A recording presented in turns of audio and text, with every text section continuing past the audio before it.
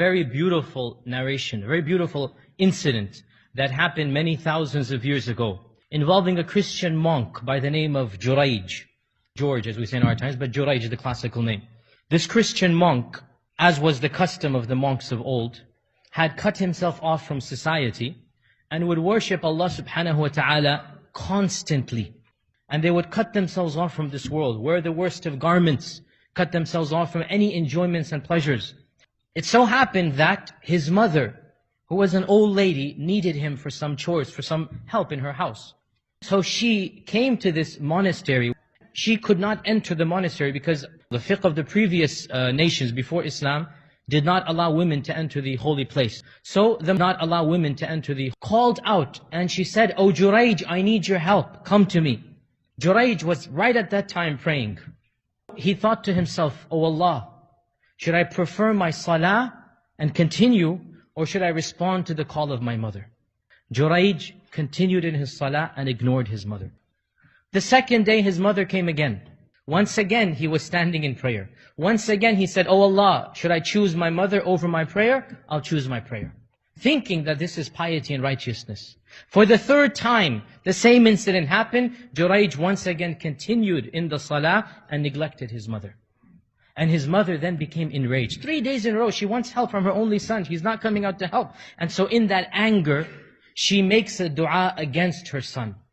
And as you know, the dua of the parents for and against their children is accepted. So she said, "Oh Allah, make sure Jurayj never dies until he sees the faces of prostitutes." Meaning, make his reputation go to nothing. Allow him to be seen with prostitutes. In her anger, this is what she said. Allah Azza wa Jal responded to her dua. And it's one of the beauties of the incidents, and also saved Jurayj's reputation at the same time. So a prostitute offered herself to Jurayj, and Jurayj ignored and neglected her. So in her anger, ignored and neglected her people and said, "Do you want me to seduce Jurayj and get him into trouble?" And they said, "Yes." So she plotted and planned, but Jurayj remained immune to her temptations. When she could not find a way to Jurayj, she got pregnant with another man, a shepherd, a farmer, and she then claimed to the townspeople, "This is the child of Jurayj." So the townspeople got so angry, even though they were the ones, this is the way how people are, a'udhu billah. They want to see some action. They were the ones who enticed the prostitute as well. When the prostitute is successful, they now take their anger out on Jurayj. And so they went to his monastery, and they broke it down, and they destroyed it, and they started beating him with shoes and sticks, and stoning him, saying, "How could you do this, Jurayj?" Jurayj said, "What? What did I do?" They said, "This prostitute has accused you of fathering her child."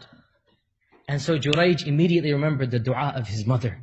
And he said, "This is the dua of my mother happening in front of my eyes. I have been accused of doing this immoral deed." He said, "Allow me to pray 2 rak'at.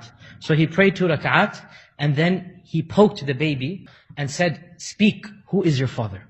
And so the child, one of the few babies ever to speak in the history of mankind, the child said, "My father is the shepherd." And so when the people saw this, they apologized to Jurayj, and they saw that a miracle had occurred, and they said, "We will rebuild your monastery with gold and silver." "No, build it with mud and sand as it was, and let me continue in my worship." Even though Allah Azza wa Jal accepted the dua of his mother, He also saved Jurayj's reputation in the end. Both came out victors, if you like. But the point that I wanted to really emphasize here, in one narration of this hadith, the Prophet ﷺ said, رحم الله جريجا لو كان فقيها لأجاب أمه. May Allah have mercy on Jurayj. If only he had been a faqih on Jurayj, only he had knowledge, he would have responded to his mother instead of continuing in the prayer. He would have saved himself all of the hassle if only he had knowledge.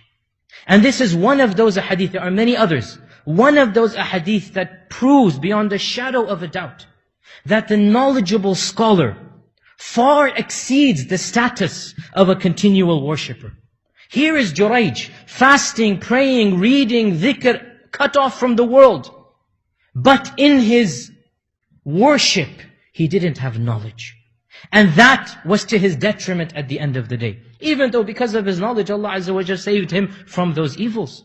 Yet another indication of the superiority of knowledge over acts of worship. Even though acts of worship are of course blessed and holy, but of the holiest acts of worship after the fara'id is knowledge.